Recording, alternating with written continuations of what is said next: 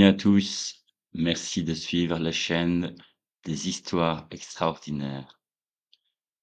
On continue dans le témoignage du rapport Cometa des pilotes de chasse de l'armée française.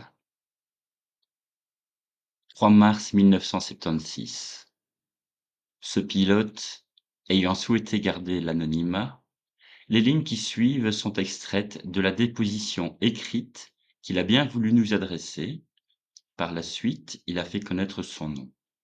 Il s'agit du colonel Claude Bosc. Le 3 mars 1976, le pilote, Claude Bosc, élève à l'école d'aviation de chasse de Tours, effectue un vol de nuit en solo sur un avion d'entraînement T-33. La mission consiste en une navigation à l'altitude de 6000 mètres selon un itinéraire Rennes-Nantes-Poitiers, suivi d'un atterrissage à Tours. Plusieurs avions suivent le même itinéraire à 5 minutes d'intervalle. La nuit est noire, mais sans nuages. Les villes se détachent très nettement au niveau du sol considéré. La visibilité est supérieure à 100 kilomètres.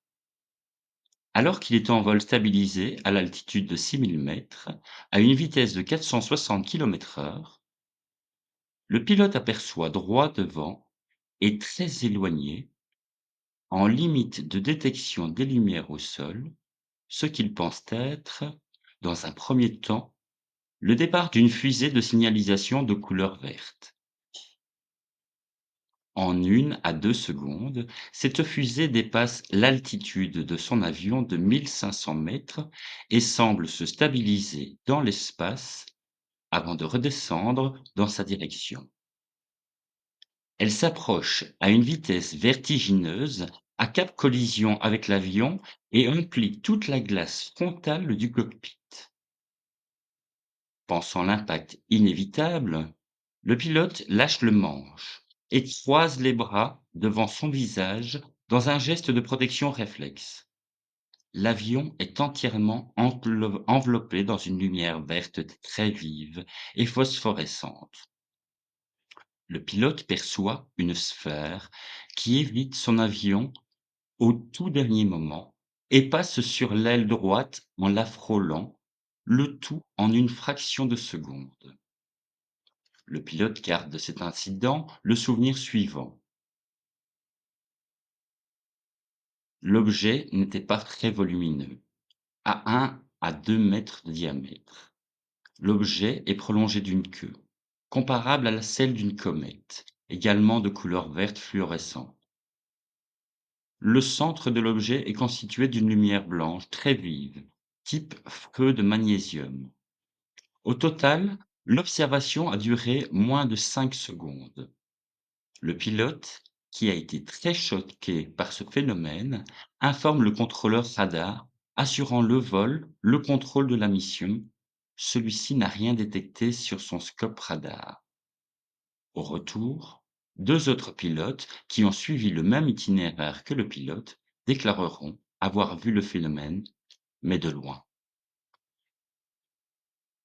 On enchaîne directement sur le deuxième témoignage, un pilote de l'Air France, le 28 janvier 1994.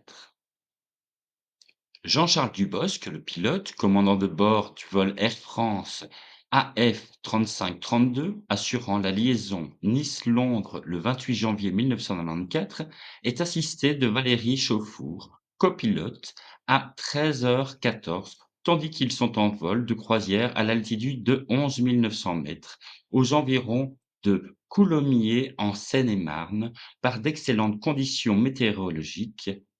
Le chef steward, alors présent dans le poste de pilotage, signale un phénomène lui paraissant être un ballon météorologique. Son observation, aussitôt rapportée par le copilote, le pilote qui le voit à son tour pense tout d'abord qu'il s'agit d'un avion en virage à 45 degrés d'inclinaison. Très rapidement, cependant, Tous les 3 s'accordent pour constater que ce qu'ils voient ne ressemble à rien de ce qu'ils ont l'habitude et connaissent. L'excellente visibilité et la présence d'altocumulus permettent aux pilotes d'estimer que le phénomène est à l'altitude de 10 500 mètres et à une distance d'environ 50 kilomètres. Compte tenu de son diamètre apparent, ils en déduisent que l'engin est de grande taille. Ils sont frappés par les changements de forme de l'engin qui leur apparaît tout d'abord sous l'aspect d'une cloche de couleur brune avant de se transformer en lentille de couleur brun-marron, puis de disparaître sur la gauche de l'appareil d'une façon quasi instantanée, comme s'il était devenu subitement invisible. Le pilote rend compte au centre de contrôle de la navigation aérienne de Reims, qui n'a aucune information sur une quelconque présence de mobile aérien dans le voisinage. Cependant, en application de la procédure existante, Reims informe le Centre des opérations de la défense aérienne, le CODA, de Taverny de l'observation faite par l'équipage et demande au pilote d'appliquer dès l'atterrissage la procédure Hermis.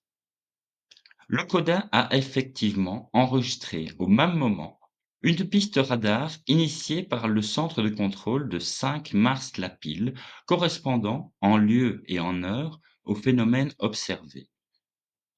Cette piste radar, qui a été enregistrée pendant 50 secondes, croise bien la trajectoire du vol AF3532 et ne correspond à aucun plan de vol déposé. Il faut noter que le phénomène disparaît au même instant à la vue de l'équipage et des scopes radars. Les investigations menées par le CODA permettent à la fois d'exclure l'hypothèse d'un ballon météorologique et de connaître la distance précise de croisement des deux trajectoires et par conséquent de ramener à 250 mètres de long la taille approximative de l'engin. Il est à noter que le Centre régional de la navigation aérienne, le CNNA Nord, qui traite 3 000 mouvements par jour, n'a instruit que 3 cas, dont celui du vol AF3532 dans les 7 dernières années.